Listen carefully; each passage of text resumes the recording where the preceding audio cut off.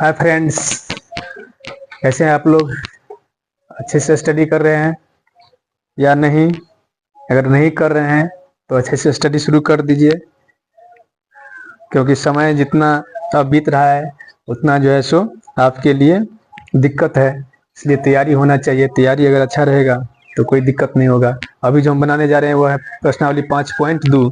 इससे पहले हम दोस्तों 5.3 बना चुके हैं, अभी 5.2 बनाने जा रहे हैं।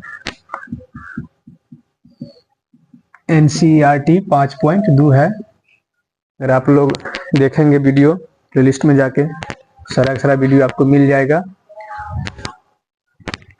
5.2 का जो दोस्तों अभी यहाँ पे प्रश्न है वह यहाँ पे लिखा हुआ है। पहला नंबर में जो कह रहा है ए का वैल्यू दिया है। यहाँ पे दोस्तों, यहाँ पे फिगर देख सकते हैं आपको। ए का वैल्यू दिया है 7 और डी का वैल्यू दिया है 3, एन का वैल्यू दिया है दोस्तों 8। पूछा है ए एन का वैल्यू क्या होगा। तो ए एन का वैल्यू दोस्तों फार्मूला होता है ए प्लस एन माइनस 1 गुने डी। अब जहाँ पे दोस्तों एन लिखा है वहां पे हम 8 लिखेंगे। तो ए 8 का मतलब हुआ 8वां पद। ये पूछ रहा है प्रश्न में, निम्नलिखित सारणी को भरिए, रिक्त स्थानों को भरिए जहाँ एपी का प्रथम पद ए तथा सार्वंतर डी है। तो ए का वैल्यू दिया है 7 तो 7 रखेंगे, एन का वैल्यू दिया है 8 तो 8 माइनस 1 और डी का वैल्यू है 3। तो यहाँ से दोस्तों 7 प्लस 8 में से 1 जाएगा तो 7 हो जाएगा और 7 में 3 से गुना करेंगे 7 के 21। तो दोस्तों ये 28 हो गया आंसर। बहुत ही आसान तरीका से ये सब सवाल बनेगा दोस्तों।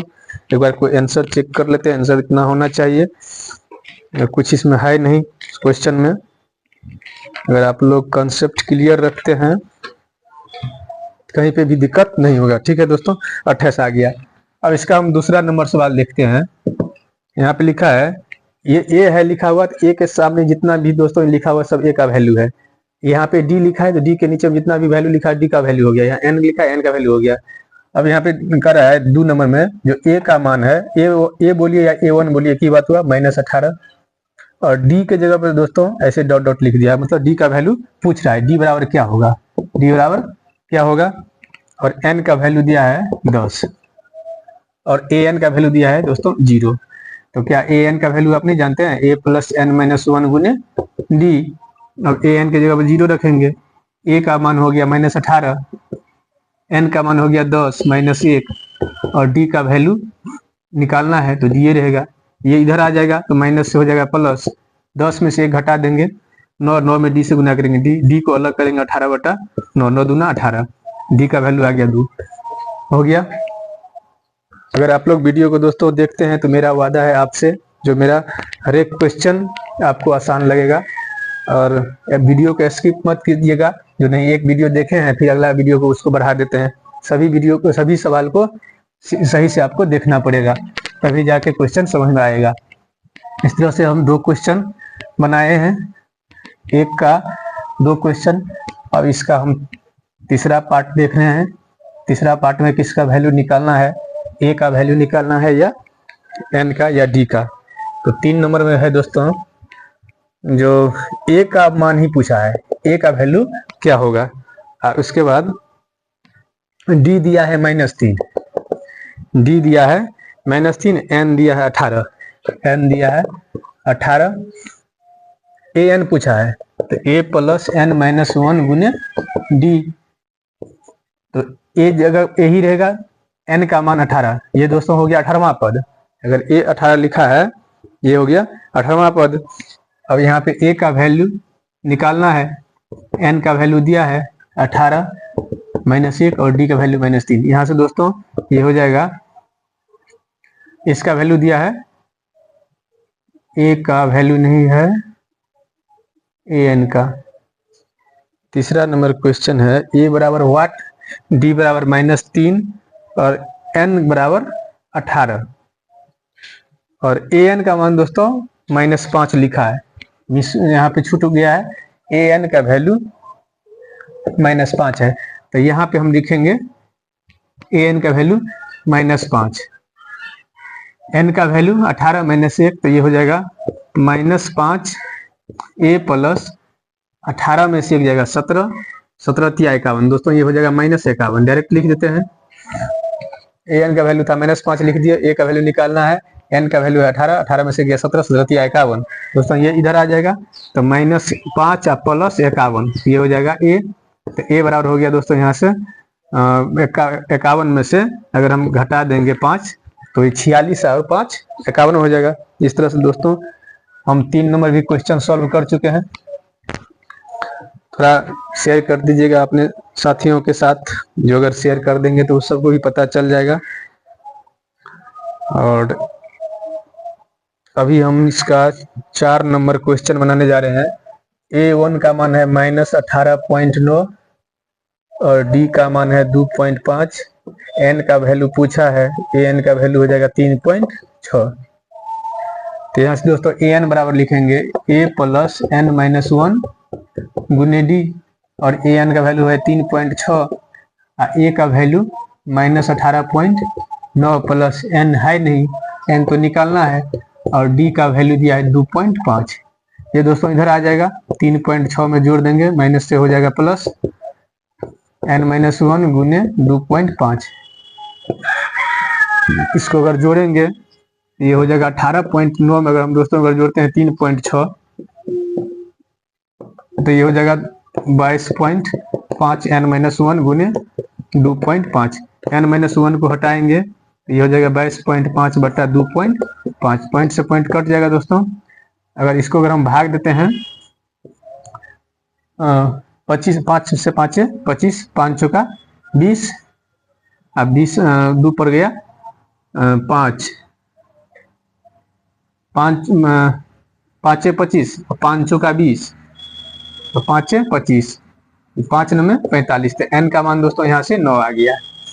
नहीं, यहाँ पे फिर दोस्तों ये 1 उधर जाएगा, तो 9 में 1 अगर हम जोड़ देंगे तो 10 हो जाएगा। इस तरह से n का मान 10 आ गया। वीडियो को आप लोग देखिए और बारीकी से देखिएगा दोस्तों, निश्चित समझ में आएगा। नहीं समझ में आएगा ये ऐसा हो नहीं सकता है, जो समझ में नहीं आएगा अगर आप लोग देखते हैं तो समझ में आएंगे ही। अब इसका हम 5 नंबर क्वेश्चन सॉल्व करने जा रहे हैं। 5 में पूछा है an का वैल्यू क्या होगा, an का वैल्यू क्या होगा।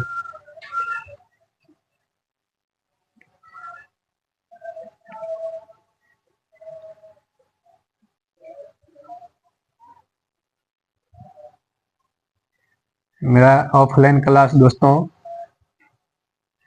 चलता है मेट्रोस चौक पे, अगर आप लोग अगर आ सकते हैं तो एक बार जरूर आके देख सकते हैं। क्लास 5 दिन 10 दिन 20 दिन कर सकते हैं फ्री में, उसका कोई चार्ज नहीं है। अगर अच्छा लगेगा तो एक बार ज्वाइन जरूर कीजिए और देखिए पढ़ाई।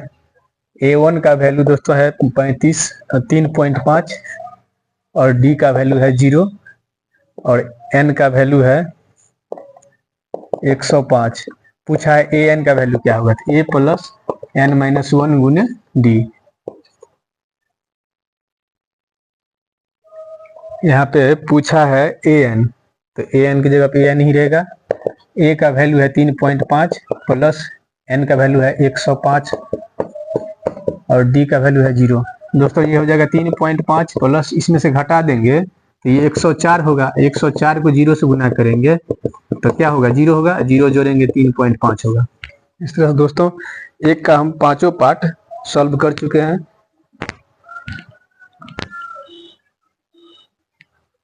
तो दोस्तों एक का 5 पार्ट खत्म हो गया है। अब दूसरा का, इसमें 2 पार्ट है।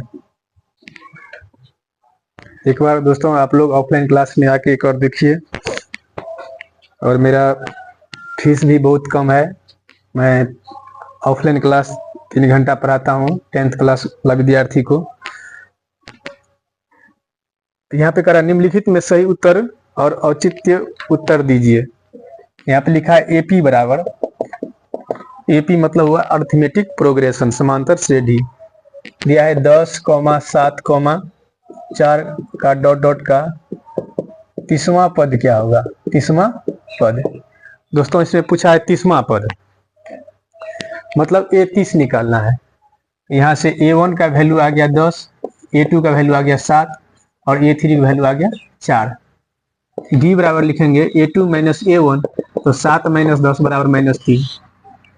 अब यहाँ पे दोस्तों पूछा है 30वां पद, तो n का मान 30 रख देंगे। पूछेगा 10वां पद, तो n का मान 10 रखेंगे और यहाँ से फॉर्मूला लगा सकते हैं an बराबर होता है a प्लस n माइनस 1 गुने d।